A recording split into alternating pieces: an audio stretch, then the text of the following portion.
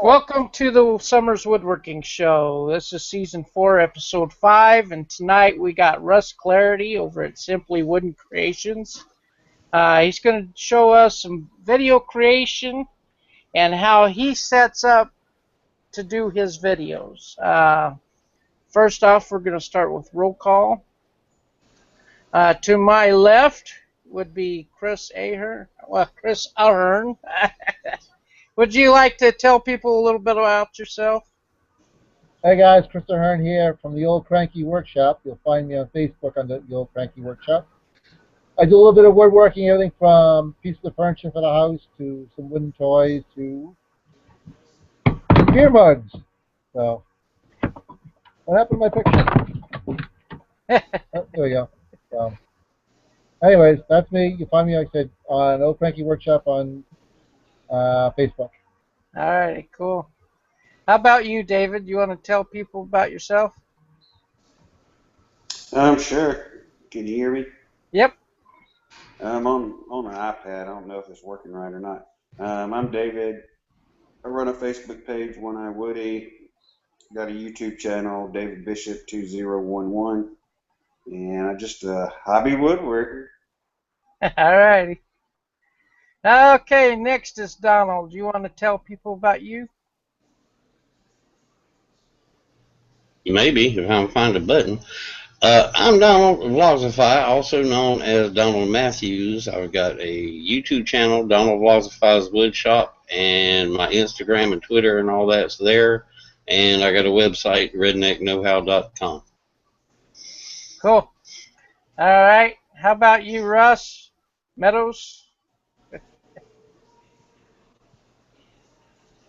You can find me on Instagram, fresh new member there, and also on Facebook under both of them under Rusty Nails Woodshop. Alrighty, cool. Let's see here. How about you, Shane and Shelley? You want to tell people about who you are and what you guys do? Hi, everyone. My name is Shelley Cole. A lot of you know me as Mom with the channel Know What Mom Knows. And also, you can find me on Facebook as Know What Mom Knows. You know what? I have an Instagram account, but there's nothing there because I haven't posted anything yet, but I will. I'm getting to it. Now, here's Shane. Mom don't know Instagram. I don't know Instagram, but I have it. I'm working on it. My name is Shane. I'm from Shane's Hobby Shop. You can find me on all your social media, Facebook, Twitter, all of that under Shane's Hobby Shop. I got Twitter too, I guess. Alrighty, cool. And my co-host, you want to tell people who you are? I am the guy next to the guy mowing right now. My name's Shannon Fargo. You can find me on Instagram and Facebook under Fat Guy in a Little Shop, and my YouTube channel, I think you just find my name, Shannon Fargo, and there we go. All right, cool. And last but not least, the man of the hour, Russell Claridy.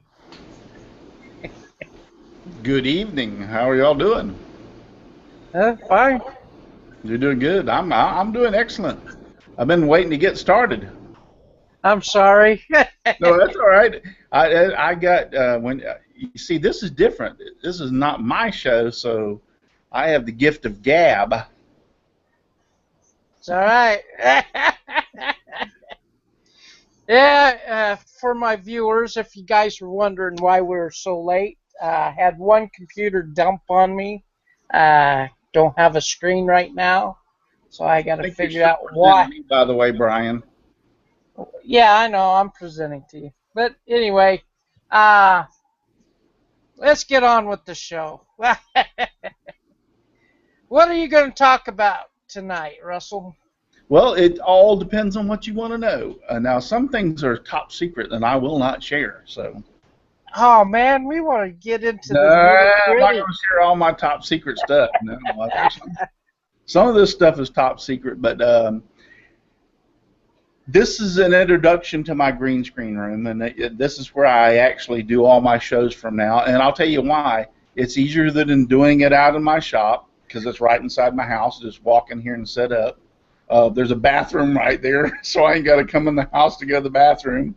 Or if I was out in the shop and needed to go, well, I won't go into where I went on that. So, but anyway, and it's just a nice room. And this was a bedroom that I built for my mother. It's approximately 22 by 14 foot wide. So it's a pretty good size. I actually measured off the length today because I kept on saying it was 24, 26, and I couldn't remember how long it was. So I actually took a tape measure off and measured it today. So, but I've turned this bedroom, since all the children and everybody's gone, into my green screen room. So what you're looking behind me is a green screen that is room's 14. This is 14-foot wide green screen, and the ceiling down on this end is about 10 foot, so you'll see behind me. This is a 12-foot long, so it's a little jumbled up. I put a piece of pipe across here to help weigh it down to try to pull out some of the wrinkles and stuff. But this is where I shoot all of my intros, all my outtakes, anything that's not anymore shot that I need to shoot in the shop underneath a saw or a drill or whatever is going to be shot in here from now on. Okay. Now, for people who don't know what a green screen is and what it does, you want to elaborate? Sure. In your software, I use Corel Video Studio Pro. I think it's 9. Actually, I don't even remember which one it is now, but it's the latest one that came out.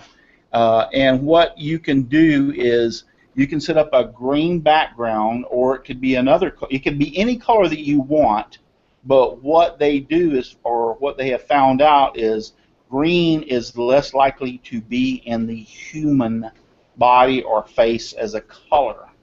So they choose green to black out, so to speak. So what you do is, when you're standing there, you have to make sure you're not wearing anything green or anything in the color contrast of green.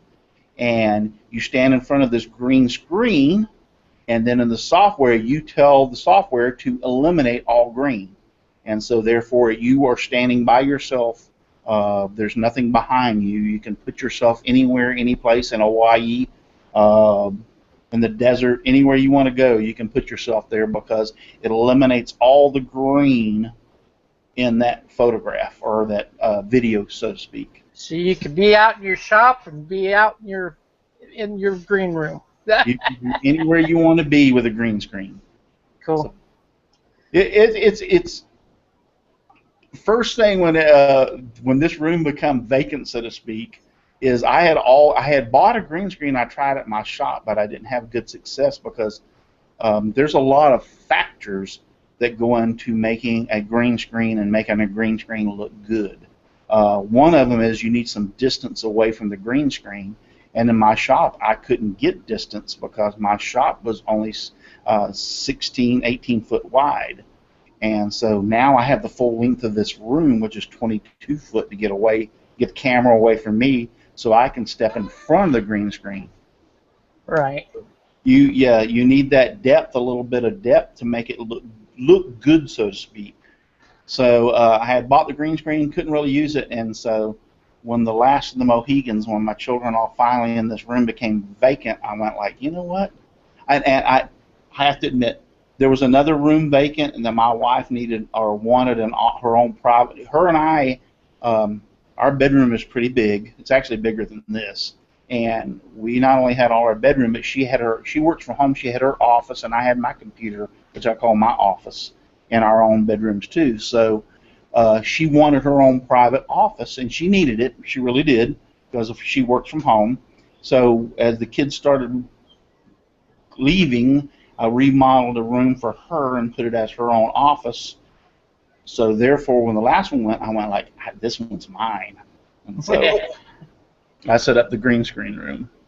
Now, I remember trying doing green screen, but I was getting too much of a washout because it was mixing with my other colors. And yeah, I learned that you have to have that green screen behind you. Say how many? 4, 5 feet. I've got probably a little, yeah, probably in the neighborhood of somewhere around 6 foot behind me. But yeah, a good clearance would be at least 3 or 4 foot. You need some of the balance in between. Right. Now you want to explain a little bit about your lighting? Sure. Uh, let's start from the back and work our way forward. I think that Okay. would be best. And what you're going to notice is in order to, once you separate your distance from the green screen, you also need to have lighting at your back so that it will highlight your back to set some definition of you from the green. So this light, and this light, they're mini spot LEDs.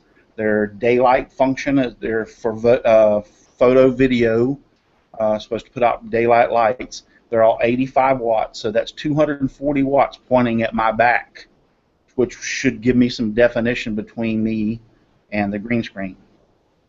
So that's the first part. Then you need a lot of lighting, and I'm going to tell you, I can't turn on all the lights in here. You wouldn't be able to see me. For some reason, this camera reacts really, really bad to these lights in here. I tried it one time, and it just I'm almost like a blur in here as far as the video camera from my computer that I'm showing you on. So I only have 2 lights on actually in here. One of them sitting over here behind me. That's an 850 watt on an umbrella, and then the other one's sitting up here that you can see right here. That's an 850 watt umbrella. Those are giving me all the light in this room right now, because if I turned everything on, this camera wouldn't take it. It would turn it off. So let me go through a couple of things. I'll just back up. This is what you would call a shadow box kind of light over. Let me get my finger right over here. And this is another one. Each one of these are 850 watts. Both of them are shining at the green screen. The reason you see these little deflectors on each side is because I was having a lot of problem with me standing back here. And here, I'll show you where I actually stand.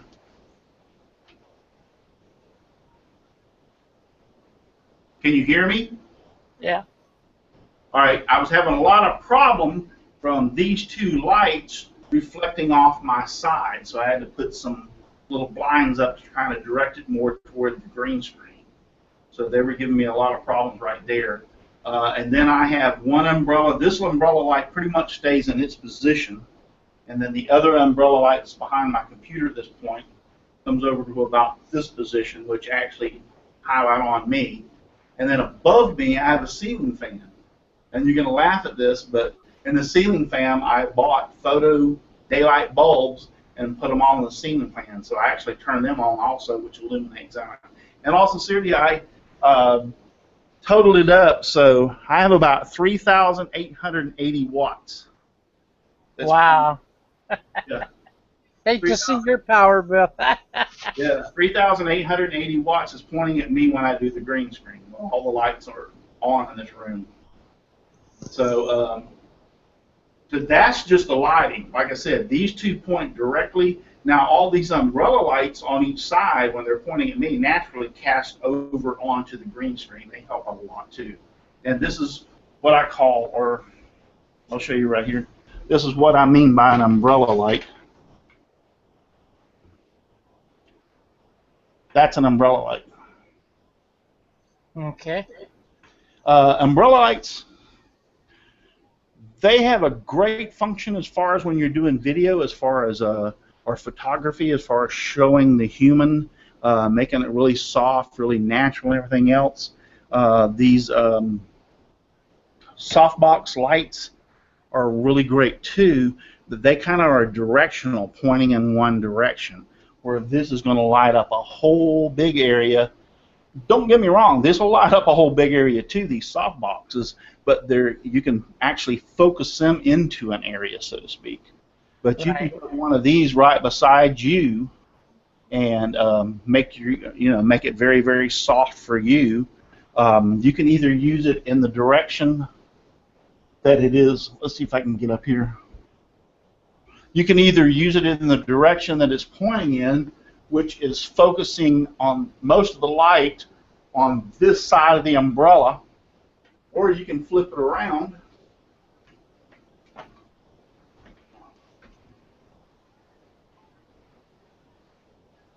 And you notice there's a lot of difference where the light now is just using the umbrella on this side from the light that's coming through it, which is a lot softer, and focusing the majority of light back this way. So you can use it one of two ways. With the softbox, which is this light, and this light only goes in one direction, and that is forward. They actually are, I can move them. A little secret I'll show you. Everything in this room is taking me a while to actually figure out where it goes. Let's just get this out of the way. Well, do you have to have a special camera to do all this with? Do what? Do you need a special camera to do the green screen with? It's all done in the software. It's all done in the software. You need the better camera that you have, the better quality of video you're going to get. I'm using a camera that shoots 1980 by 1020, I believe it is, at 60 frames per second, high definition. Yes. Yeah, that's what I've got the new 4K, but I can't tell any difference between it and my other camera. So it's like, right at this point, I don't see any difference in the quality, and I think it has a lot to do with what you're viewing it on, such as our computers and stuff. That hasn't got quite up to the 4K quality. Now your TVs will notice the difference, but I don't think that's the quality. But anyway, I'm not too scared about moving things around because I did a little something. Everywhere, that's where I stand. There's a piece of tape on the carpet. Excuse me, I didn't have time to clean the carpet when I moved in here because my sons were living in here. So they kind of like got little stains everywhere. But everywhere there's a tripod, every foot has a mark with a piece of tape. Because this also room is shared, we do our treadmill in here. So I can move this stuff out of the way, leave the tape on the floor. We can pull the treadmill out, work on the treadmill, and then come back in. I put the tripods right in the same place. And we also, my grandson comes over and we have karaoke. I have karaoke in here, and also we have my Xbox and PS3 in here. We play games in here also. There is a question in the chat, and the question is from Dan Ingwood, Dan Ingebrigtsen. I'm sorry if I messed that up, but Dan asks, how much does all that add to your electric bill, if you have that kind of answer? Actually, because you have to realize I'm not in here all the time. If I come in here, I am only in here to shoot for my intro, so to speak. Let me change this back on as I'm cutting off my head. But I'm only in here for my intro or my outro or a special film or to do some of my, when I did the fast cap, not the fast cap, but I did my pen press. I did that in here. So I'm in here for a short period of time. I haven't really seen any big of a deal on my electric bill, because you got to realize my kids lived in here, so therefore the lights were on. They were doing things around in here, creating heat and all this other kind of stuff. So once I come in and film, and then I leave, all the lights go off. The room's dormant. I have not seen a bit of in my electric bill in any way, shape, or form. Well, it also helps that those are fluorescent lights. Yeah, it does. And then the question. Oh, go ahead. No, okay. I know where to put everything. So if my grandson comes over, we want to play video games, I just move stuff out of the way because I have those pieces of tape. My camera has them under. Everything that's important that it took me a while to get set up to figure out how to do it, there's a piece of tape on the ground, and everybody that comes in this room knows, don't touch the tape. Mm-hmm.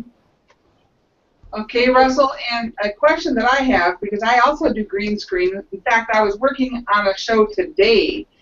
And the problem I keep having is when I do green screen, my hair gets all twinkly. I literally, you can see in, I did a Mother's Day collaboration where I did a cake stand and a cake. My hair looks like it's all lit up with twinkles from the sky. How do you avoid that? You got the beard going on and the hair. How do you get twinkles out? I actually have a hard time with that myself, okay? One of the things that you don't have that I have is you don't have the lights pointing at your back. Yeah, we don't. Okay. So that's a big problem. You need something pointing at your back. But I don't have a problem with my hair. My problem is my beard, okay? And I'll tell you why. Because the light, I'm standing here perfect. The light now wants to filter through my beard at the green screen level, at my back, and lighten it up. So I've tried everything I know to do, and I've read everything I knew to do to get rid of it. The hair's usually not a problem because my hair's kind of short, and you kind of need. I'll give you a tip. First off, make sure your hair's flat to your head as much as you can. Hairspray it down. You don't want these all sticking up. So get it kind of as tight as you can to your head with hairspray or whatever. And I do use hairspray, I'm sorry. The second thing is, with me, with my beard, is I had to figure out a way to tuck it in. To get it not from my shoulder down was not a problem. This section between here and here at my ears will always give that same thing that you're talking about. Even with those backlights, it still did it. So I found out I actually have to put hairspray, and I've got some other stuff, Suavito or whatever, that just like a gel for your beard, and you put it on, and I smooth my beard down and keep it tucked in as tight as I can to my face to keep that light from penetrating from the back through the front and giving me that. Hair's not really a problem. You got to keep it tight, but you also don't have those backlights that are trying to separate you forward. Okay. You want to tell the people what kind of cameras you're using? Yeah. Okay, so I have several different things that you see how now I'm standing here just off of the video camera, how that light is catching on my beard right now, making it really light. That's what I'm talking about that happens when I'm standing over here normally at the green screen. So that's, like I said, I just have to keep it tucked in. You shouldn't have any problem, Shelley, if you keep your hair real tight, gel it or keep it close to your head, and that should help some of it. So okay, I'll give it a try. Yeah. The next video. So have several. My major camera that I use right now is the Canon Vixia I got it written down because I don't know all the names. HFR60. Now that, and what I'll do is I'll get to that in a minute because I'll have to swing my laptop around to show you that one. But over here on the table, I have a lot of the stuff that I use also. And I should be able, you might get motion sickness there for a few minutes, but I should be able to bring you over here and show you. And keep my finger. This is the cameras that I actually use, with the exception of the one that's up on the tripod. And this is some of the video equipment I use. This one is a Canon EOS 5D Mark III. This is for what I use for my stills. This will not do video at all. It's strictly for still photography, for like either taking photos in my shop when I'm taking photos of my equipment or whatever. I thought those were good for video. This one does not have the video capability on this one. So I don't know if it's me, and I don't know because this is recently got, but I can't find a way, and I've read in the instructions and it just says nothing. But you have to realize this is not, this one here now is my Canon Rebel SX30IS. Now this one is 1920 by 1080. This one I use a lot for this is also stills, but I also use it for video. This does 1920 by 1080 high def. The other little one that I use for widescreen is a Fast Cam from FastCap. Copycat. This does 1920 by 1080 high definition. This one, I think it only does 30 frames per second. Yeah. Yeah. It'll do 60 and 720. Yeah. So, but this is what I use for a lot of the stuff, and it comes with. What's great about this is I can stick this right up next to this. This actually has audio on the camera, but it was designed with a waterproof case, and waterproof is dustproof. So therefore, if I'm wanting to put it up next to the saw, Yeah, that's what I like about it. yeah, you can put it in the case. But now, and also, this is also widescreen. I mean, Yeah, it's widescreen. yeah, really widescreen. I mean, it is automatic. Wide angle. Wide angle. There you go, wide angle. That's the word I was looking for, Brian. Is wide angle, so it gives you a real wide angle of anything you're taking, a lot broader than any of these. So, if you'll look at my video when I went to the woodworking show in Tampa, this was sitting in my up against my windshield, and you'll see how broad of a view it shows out the front of my truck. So, really wide angle. You need to get it tight, otherwise it's really not that good. These are just various. There's a little tripod that I can put up on a desk or anywhere that I use. This is my handheld thing that I made that I use for the video. But these are the main cameras other than the one that's behind me, which I'll get to. I have 4 tripods. One of them stays in this room permanently, and the other 3 are out in my shop area where I use. Let's go to audio real quick. Audio was... I had a problem with audio for quite some time, and tried different experiments and did different things with it.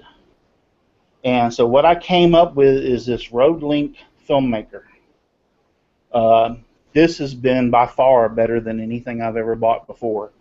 My audio, I think, has become 10 times better. It's a lot more crisp, clear. This is the transmitter because the receiver is mounted onto my tripod. It's a little pricey. This is $400. Wow. Yeah. But the thing about it is what you don't understand is this has just a regular 1/4 inch. Let me see if I can find it here.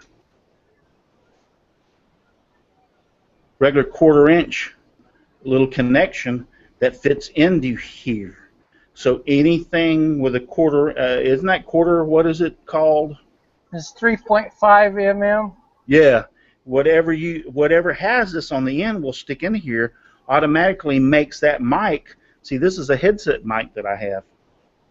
Okay. It's really fine. This is a lot of musicians use this. It fits around your ears.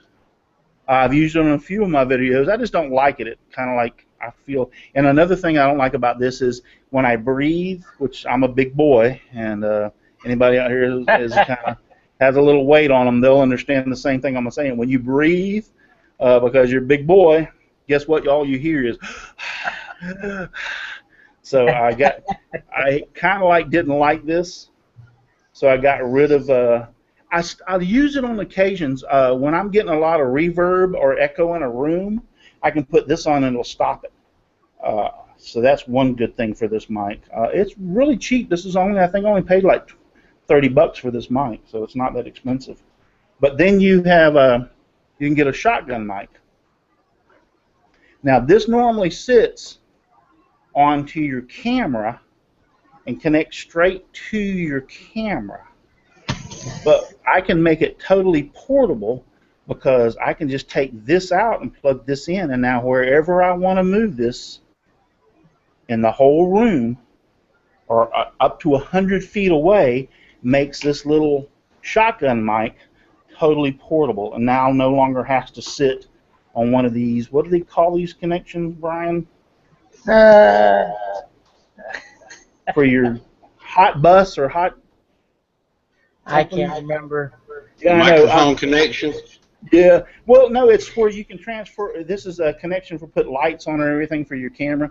Trust me, guys. When I sit here and talk to you about this, you think, flash. Russ is so educated and he knows all. No, I am totally just. I don't even know what the heck you call this thing. So I think it's a hot shoe or a shoe connector or whatever. Yeah, hot shoe. Yeah, hot shoe. There you hot go. shoe. But now I can take this, which is supposed to be connected on your camera, as a hot shoe, and move it across the room and actually put it on something and have it as a boom mic above my head. It doesn't have to no longer be attached to the camera because of this. This will let it be portable. Anything connected to this will be portable at that point. So that's what I think is the most fantastic, and this is what it is. It's the RodeLink Filmmaker. Now, if you see, I can't point at it, but if you see, it has the receiver sitting actually on top of your camera as a hot shoe and plugged into your camera. Yeah, I'll show you in a few minutes. So what I'm showing you now in this picture is actually the receiver, not the transmitter, and this plugs into your camera. This is looks just like it, but this is the transmitter, it has the TX on it. So this transmits to this sitting on top of your camera, and you can actually be up to 100 foot away, and it does great, fantastic. I've tried it out playing around out in the yard, and it did fantastic. I mean, it was like I was standing right next to the camera. So. Okay, Russell. Yes. There's a question from Moon Pie Creations over in the chat side, and he wants to know approximately how many subscribers did it take before you decided to upgrade and get all your camera gear, your lighting, everything like that. What did it take for you? It didn't take subscribers. It took me having such a great, fantastic time doing what I'm doing, which just like the heck with a subscriber. When I say that, I don't mean it in the wrong way, trust me. And I'm sorry for saying it in that way if anybody got their feelings hurt. And don't unsubscribe to me, please. But my point is, it didn't take the subscribers. It took that when I first started doing it, and I started having such a good time and a fun time with it, and then I realized, well, my first videos were horrible, but then I started realizing and relaxing and coming along and seeing a little bit better. I got some more editing software, and my videos got a little bit better. So at that point, I went like, I'm having fun with this. Why not invest in, if you're having fun with a hobby, it's not only the woodworking, it's the video, and I do fishing too, but I just decided if I'm going to do this, as a hobby, I'm going to do it right. I'm not going to play around. I think everybody strives for quality once you make videos. And then this, I'll show you real quick also. This is some of my older camera equipment that I'll still use, and some of the stuff that I still have. Is that a VHS player? Huh? Is that one of those VHS players? Where? You said that's some old equipment. Oh no, this one is actually a tape camera. Do y'all remember the little MIDI tapes? Little MIDI tapes? Yeah, little 8mm. Yep, that's what this is, and this one actually records to the mini.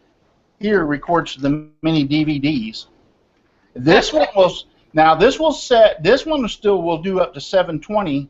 So this one is still considered high def, and I have used this in some of my videos when I needed the fourth camera, but it actually records to these little mini DVDs.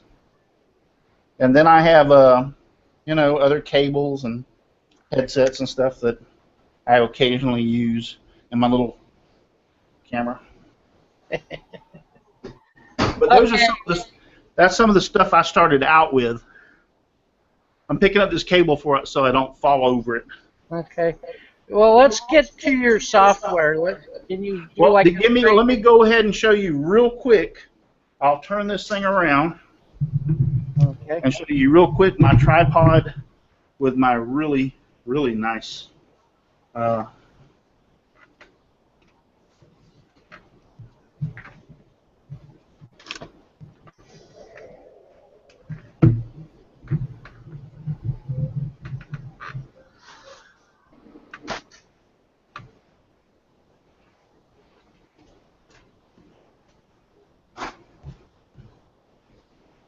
Okay, this is actually the main camera.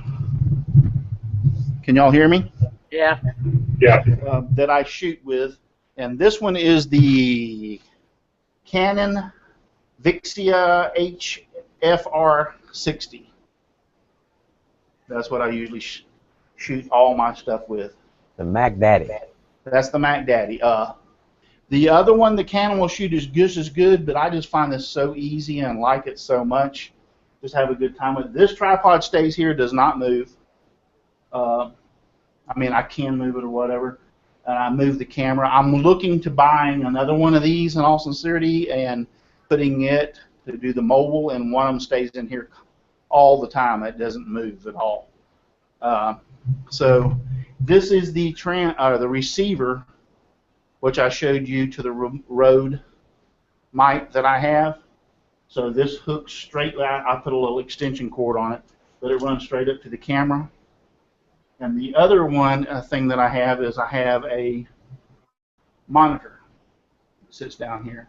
So this hooks to the camera also. So when I turn the camera on, it's probably going to give me a, let me walk around here.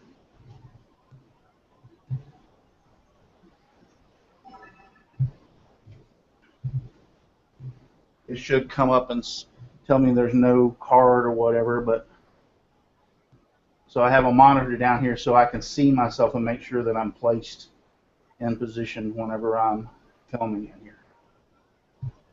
Because that little screen up there is, even if I flip it forward, Yeah.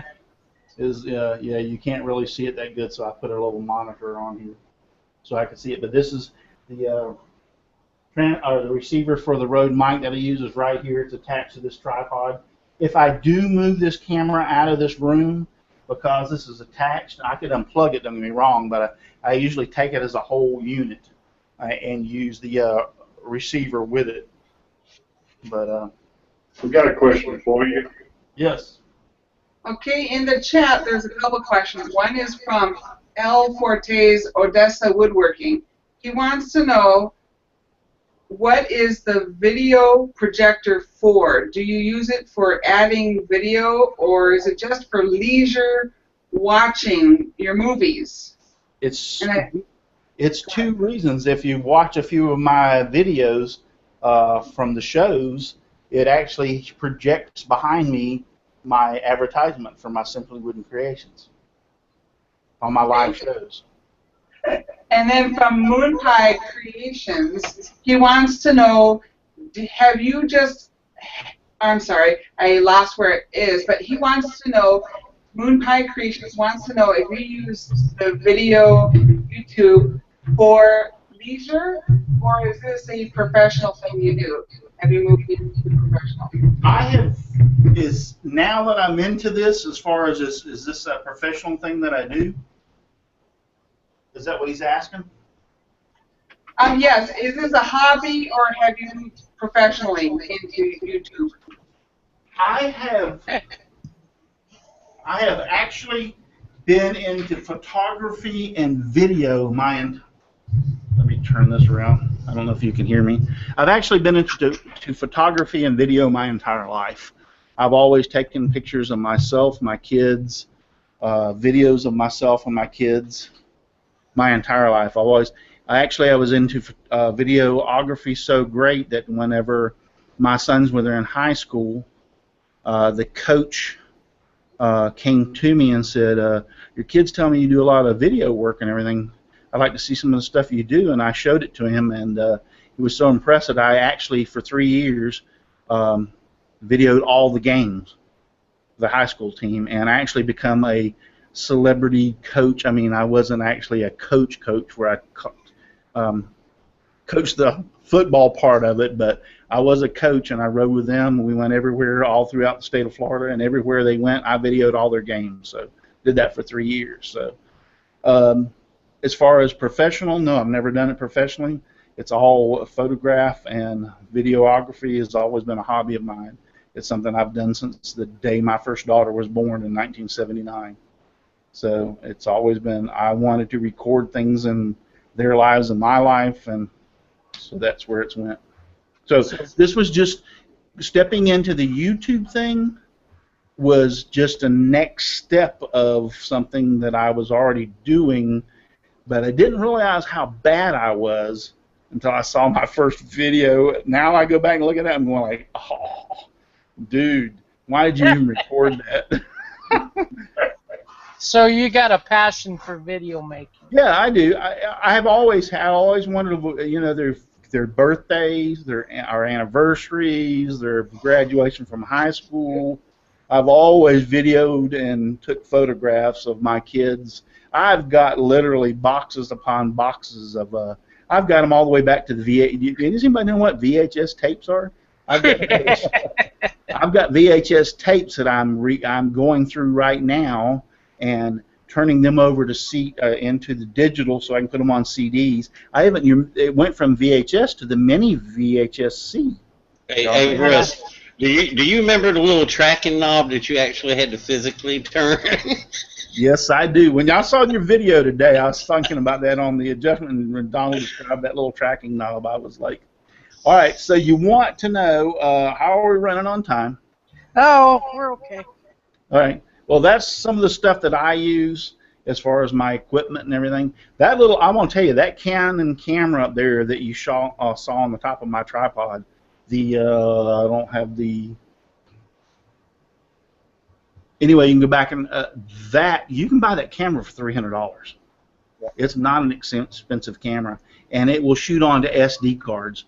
Everything I have here right now shoots onto SD cards. That's all I use anymore. So for $300, and you can shoot onto an SD card, if you ask me, that's a great buy. And you see my stuff that I produce on YouTube. If not VHS. Yeah, not VHS. Some of it comes from this. If I'm doing a 2 or 3 camera shot, some of it will come from this, the Canon Rebel. Some of it will come from this. And if it's up against a saw or a blade or on something, it will come from the little fast cam. But 90% of what I do comes off of that camera up there, and I'm very... You go look at my quality. Some of these people say, well, I've got this $3,000 camera. I'm running on a $300 camera, and I'd really tell you the quality of that camera is next to none for $300. Hey, Russ, I got a question for you. It's from Al Forte. He wants to know what you use to digitize those old films with. Actually, I use a Magnavox sitting right here. A Magnavox VHS to DVD recorder that I purchased for less than $100 at Walmart. So I stick my VHS tape in there, I stick a DVD in there, and I push a button, and it takes off and records it. I remember you used to have to get one of those dongle-looking things that you plug into your USB. Yep. And then you plug your VHS RCA cables into the other end, and that's how I used to digitize. No, that's a Magnavox. I bought it at Walmart for less than, I think it was $89, and that's so I stick them in there. And what I like about it is I stick them there, and it doesn't tie up my computer. And the quality is fantastic. Oh wow, I'll have to look into that. Yeah, and then it doesn't tie up my computer, so I can do other things. So. Well, you want to show people your software that you use? Sure. Let's see if I can screen share.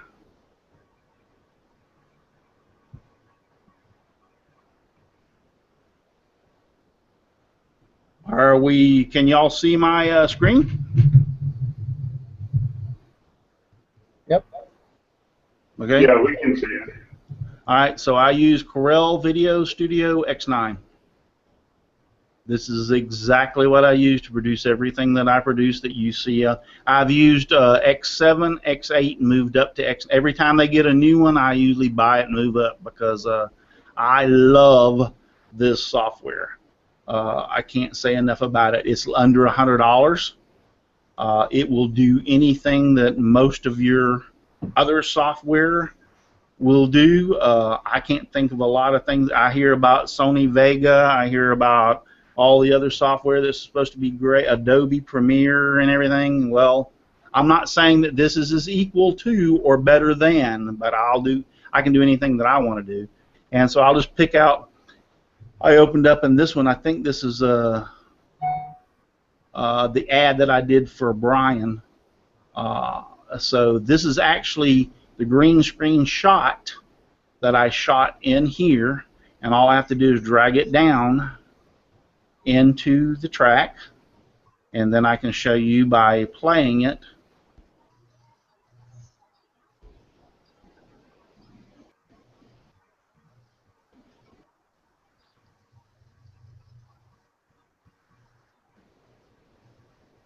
Actually, I think, yeah, I moved the light, so I moved it, but here we'll go to this one.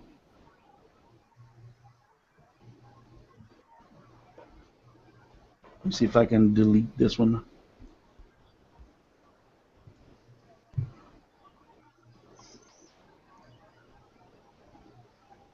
All right, there we go.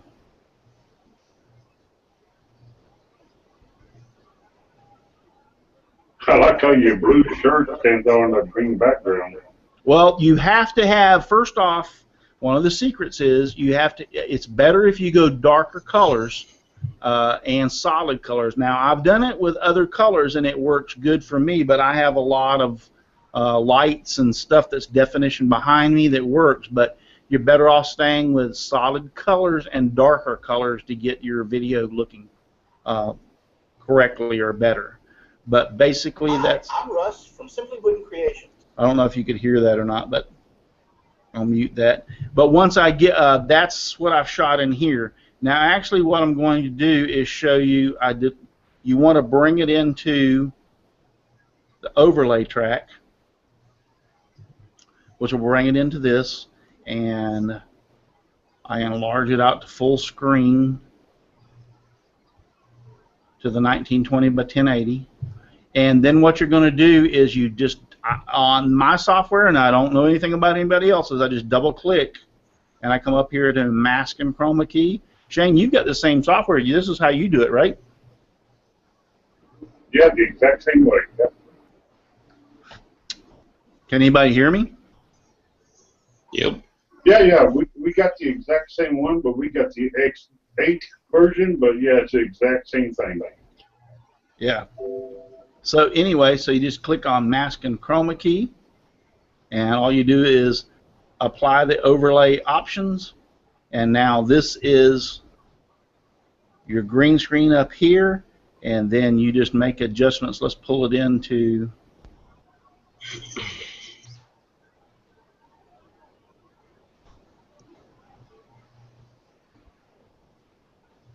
and now you can see you can come in here and adjust.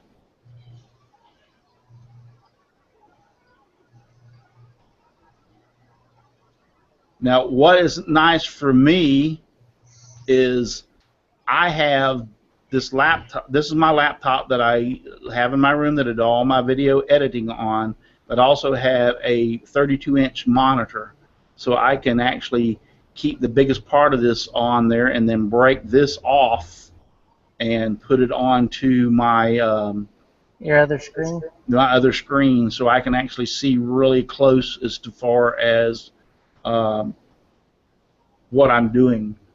But you just make the adjustments here, and then what you can do is, if you want to, then you simply just bring in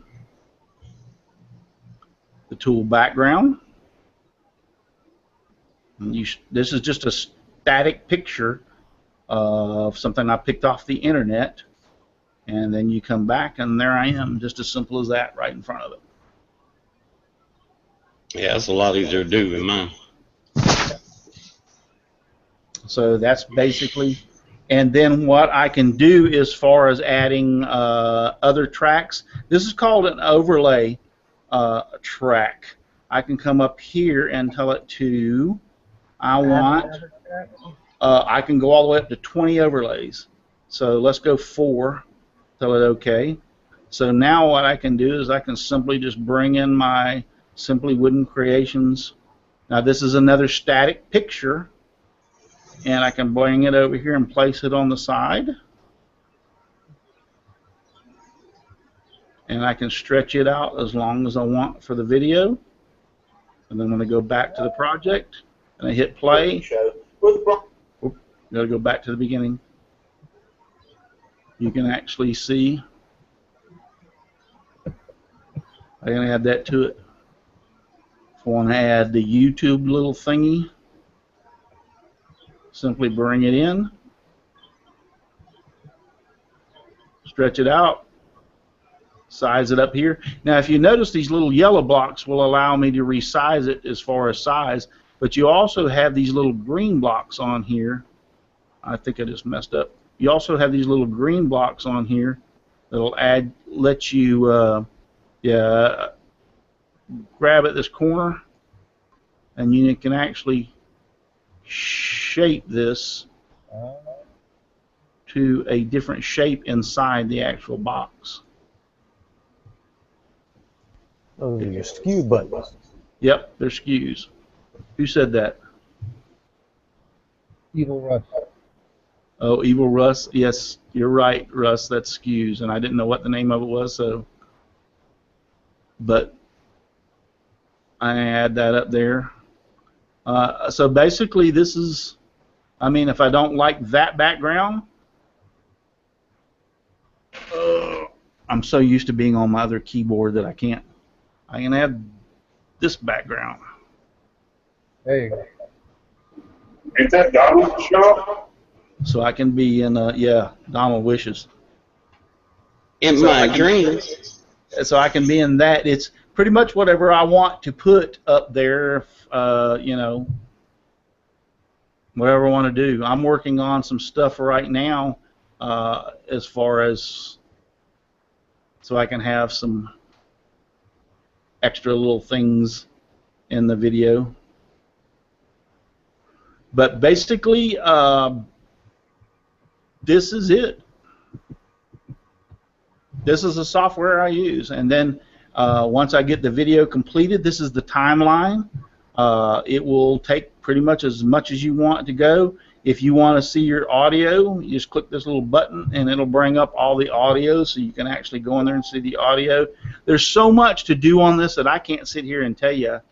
You can adjust the stereo, right, left balance, surround sound, all this stuff from this. I mean, this would take literally hours for me to explain it to you as far as how to do this. But I will do the next thing, which is go to share.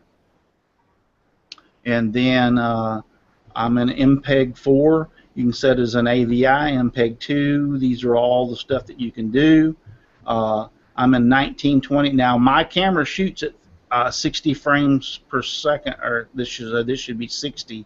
And so all I got to do is come down here and choose the 1920 by 1080 60p 20 megabytes per second.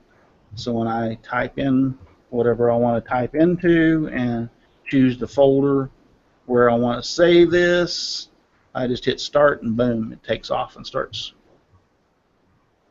Very cool. Yep. It will also capture video from your cameras and stuff. It works very well for that. And I go back to the share too. If you want to make it into a DVD, you can actually make it into a DVD. I can actually produce a DVD of this. So, and it also will, if your camera is capable, Video Studio Pro X9 is capable of doing 3D. So if your camera can shoot 3D, this actually will do 3D. I started out with Pinnacle Studio years ago because it was a software on one of my older cameras. Let's go to stop sharing. I'll go back.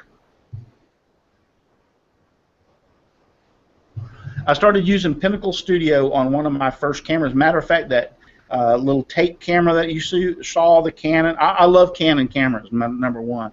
If you'll notice, every camera that I have is a Canon. I have had no problems. Not the first problem out of any Canon camera. They work great. They take great pictures. They take great video. I mean, you can go ahead and say Nikon's better, or this one does Samsung, or whatever you want to say. I'll stick with my Canons because they're tried and true as far as I've been doing this since 1979, since my first daughter was born, and I bought my first Canon camera. So I won't take anything. This right here is this one is a This is almost a $5,000 camera, and it's a Canon. So I won't do anything else other than Canon. But my point is it's a lot of it in the software as far as what you're doing, and I love Corel Video Studio Pro X9. I started out with Pinnacle Studio, used it for years because that little tape Canon camera came with it, and I love Pinnacle Studio. Then as I progressed, I moved over. I love Corel Draw, and I use Corel Draw to do all my patterns for my scroll saw stuff. I moved over to Corel Draw and tried it, and Pinnacle and Corel Draw are almost identical. I mean, they're so it's easy to make the transition over to Corel. And once I started using Corel Video Studio Pro, I don't look. It's tried and true. It's never why fix it if it's not broke? Right. Exactly. And it's the software is under $100, and since I'm upgrading every year, that every time they come out with a new one, I get it like for 50% or sometimes even more than that off. I'm only paying less. I'm paying less than $50 every time I want to upgrade.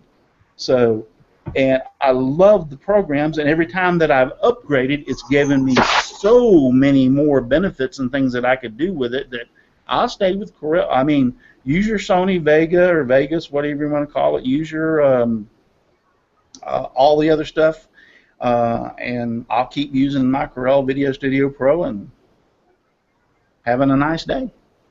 You want to go ahead and donate your lesser quality software? Do what? You want to donate that the lesser quality software that you don't use anymore since you've upgraded? Yeah. And one of those cameras that you can't tell the difference in, I'll take one of those too. Yeah. Actually, I have 7 and 8, and that's another thing I do too. And Corel will allow you to do this. When I upgrade, they'll either allow you to download the upgrade, or you actually pay I think it's $5 or $10 more, and they'll actually send you the actual CD, the package, in other words. So I'm getting it for at least 50% off. Right. So I make them send me the box with the software and everything in it. So yes, all my software, I actually have boxes for it. Yes, I did download it. I was able to use it that day immediately if I wanted to, but I paid the extra $5 or $10 and get the software in the box sent to my home. Because I'm getting it for, I mean, come on, I upgrade and it's costing me $50. I mean, it's, to me, it's a no-brainer. For $50, I'll keep upgrading. I'm not paying full price, so to speak. But Corel is one of those programs that they even give you, like I said, I think I didn't even pay 50%. I paid less than 50% off on the X9, because if you're a constant come back and buy stuff from you, they'll do that little 50% off, and then when you go to buy it, since you're a loyal subscriber or whatever, we're going to give you an extra 20% off at this point. Yeah. So I think that's about. Yeah, they know they got you. Yeah, they know they got me, and hey, they got me exactly right, and I'll let them know they got me. I'm coming back. If they produce a 10, guess what? Next year I'll buy the 10. When they produce an 11, I'll buy the 11, and Yeah. And that's the same with Canon. I'm tried and true with Canon. I don't have problems. That one camera back there I bought in the VHS camera. I think it was in the early 90s, either 92 or 93 or 94, somewhere around in that area when they first came out. The camera still works. I can take video on it right now. The only thing is, too. I've got the same camera you got right. And yeah, I mean, so it's actually terrible. I've knocked it over and it survived. Yeah, I'm with you on Canon. That little point and shoot I do my videos on. For $120, I get pretty decent quality. Yeah. I will admit there's probably cameras out there that might have an edge in there somewhere, or a little bit something that they do a little bit better. But when we're talking overall, I'll take the Canon every time. Yeah, we also have the Canon. Right, Shane. We also got the Canon, the same video camera you got. That's our main camera. But then I turned around and also bought the Nikon, I think it's the 5100, and I'm learning a lot off of it, and it's pretty nice. But the audio is not as good as it is on the Canon. Yeah. That's another thing I found out. You on the Canon. Do you have to start, record, and then walk around in front of the camera? Yes, it doesn't have a. That one doesn't have a remote. They have them that have remotes, but that one doesn't have a remote. Yeah, I thought I was missing something. One thing I missed about using my GoPro, the GoPro has a remote app on my phone.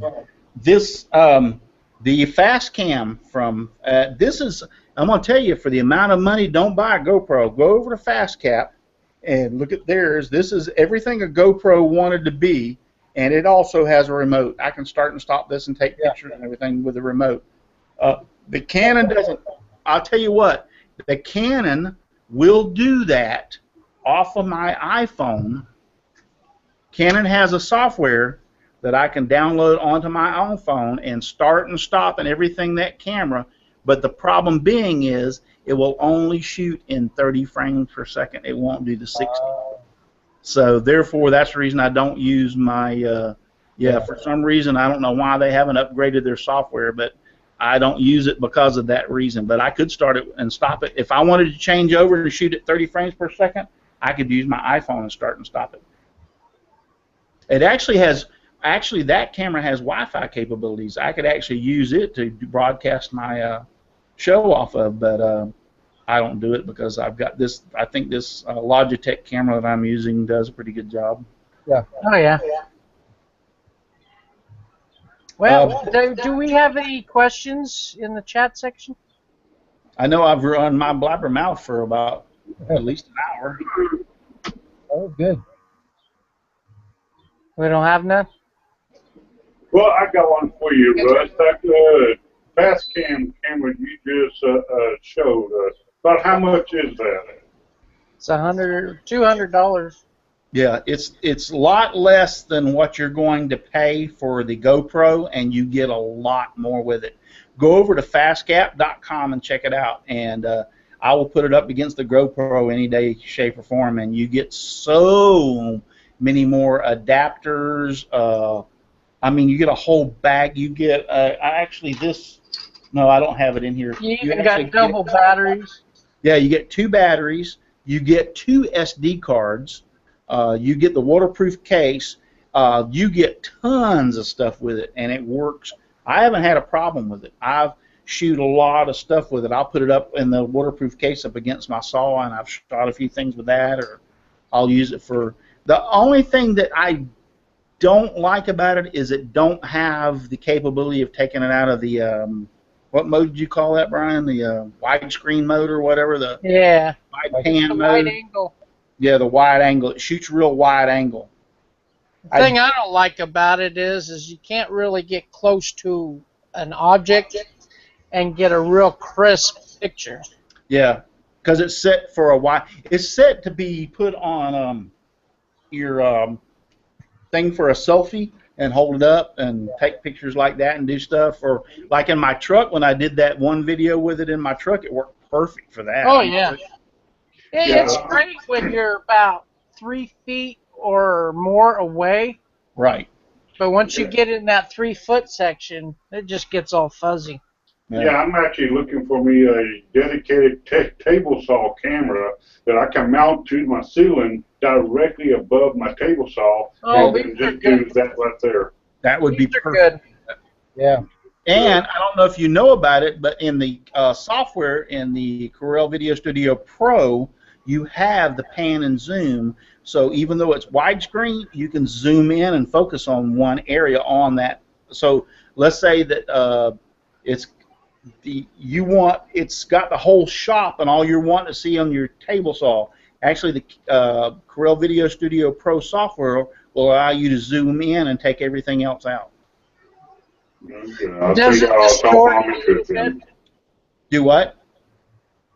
I said, does it distort it a little bit? I found that it might distort it a little bit, but in the if you're running 60 frames per second, you can't tell it. Well, yeah, it's 60. Yeah. You can't tell it. At 30, you do. Yeah, at 30 you might see a little distortion, but at 60 you can't tell it.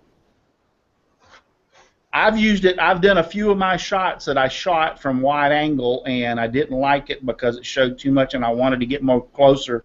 And I used the Corel Video Studio Pro to do the pan and zoom, and actually didn't do the pan part. Just took that. You can flip a little switch and tells no, don't do the pan, but do the zoom only, and zoom in on that frame, and it actually looked pretty good. Yeah. Well, I think if we don't have any more questions, this will be it for tonight. Good job. All righty. Well, we'll see you next Friday at 7 p.m. Eastern, God willing. I've already got blue screens of death on this computer twice, and I can't even get my other one to boot up. Did you need me to sing us out, Brian? Yeah, go for it. I'm just kidding. I'm just kidding. Go for No. Donald, sing yourself. Just give me sawdust, lots of sawdust, all around me and everywhere. I like it flying all around my shop and even in my beard and hair. Good night. God bless. Good night, everybody. Thanks for it. coming. Bye, everybody. Bye.